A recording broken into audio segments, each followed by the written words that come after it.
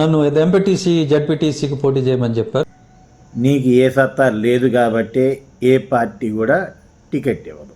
మీ face వాల్యూకి, మీకున్న క్రెడిబిలిటీకి ఆయనకి సత్తా ఉంది కాబట్టే రెండు పార్టీలు అవకాశాలు ఇచ్చినాయి. మరి పివి సునీల్ కుమార్ వీడియో చేయాలన్నా కూడా దాని మీద అంబేద్కర్ బొమ్మ, జ్యోతిరావు పూలే బొమ్మ కావాలా. జై శ్రీరామ్. హిందువులను ఈ ఫేక్ దళిత క్రైస్తవుల నుండి కాపాడుతున్న RRR గారిని ఈ పివి సునీల్ కుమార్ గారు ఏమంటున్నాడో వినండి. ఇక మూడోది ఎన్నికల్లో పోటీ చేయటం గురించి. నన్ను ఎంపీటీసీ జడ్పీటీసీకి పోటీ చేయమని చెప్పారు. చాలా ధన్యవాదాలు.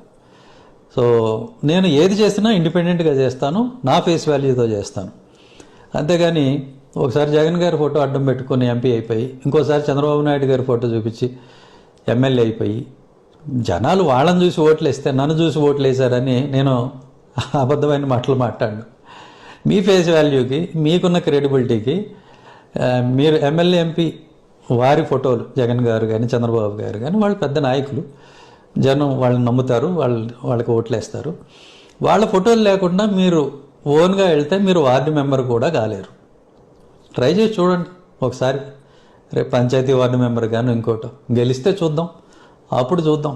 అప్పుడు నేను ఎంపీటీసీ వేయాలో జడ్పీటీసీ వేయాలో. సరిపోయిందా? సో థ్యాంక్ యూ అండి. విన్నారు కదా, చంద్రబాబు నాయుడు గారి ఫోటోనో లేక జగన్ ఫోటోనో లేకపోతే RRR గారు వార్డు మెంబర్గా కూడా గెలవలేరు అని అంటున్నాడు. సరే, ఈయన చంద్రబాబు నాయుడు గారి ఫోటోనో లేకపోతే జగన్ గారి ఫోటోనో పెట్టారు అనుకుందాం, బాగానే ఉంది. మరి పివి సునీల్ కుమార్ వీడియో చేయాలన్నా కూడా దాని మీద అంబేద్కర్ బొమ్మ, జ్యోతిరావు పూలే బొమ్మ కావాలా.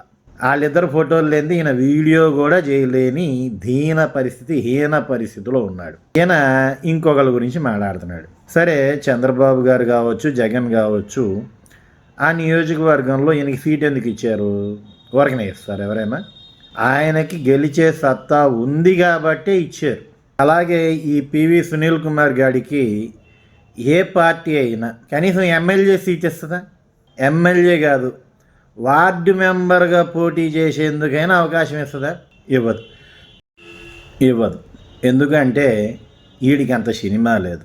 ఈడేదో కాకి లెక్కలో అయ్యి చెబుతాడు, దళిత పంచాయతీ అంటాడు, 2 కోట్లు అంటాడు, దళితులకు ఆదాయం లేదంటాడు.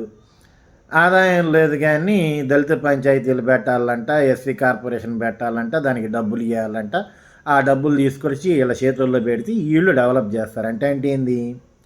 సంపాదన లేదని ఈడే చెబుతున్నాడు. అంటే డబ్బులు ఇళ్ళవి కాదు, మిగతా వర్గాల దగ్గర సంపాదించిన దానిలో వాళ్ళు కట్టిన ట్యాక్సులు తీసుకొచ్చి అప్పనంగా వీళ్ళకిస్తే వీళ్ళు డెవలప్ చేసుకొని మళ్ళీ వీళ్ళు రాజ్యం చేస్తారంట. అంతేగాని వాళ్ళని ఎట్లా డెవలప్ చేద్దాం అనే ఆలోచన లేదు. సరే, అదొక వేరే కాన్సెప్ట్. ఓకే, ఒకటే గుర్తుపెట్టుకోవాలి, ఈ పివి సునీల్ కుమార్ అనే వ్యక్తి ఆయనకి సత్తా ఉంది కాబట్టే రెండు పార్టీలు అవకాశాలు ఇచ్చినాయి. నీకు ఏ సత్తా లేదు కాబట్టే ఏ పార్టీ కూడా టికెట్ ఇవ్వదు. అందులో ఏమాత్రం డౌట్ లేదు.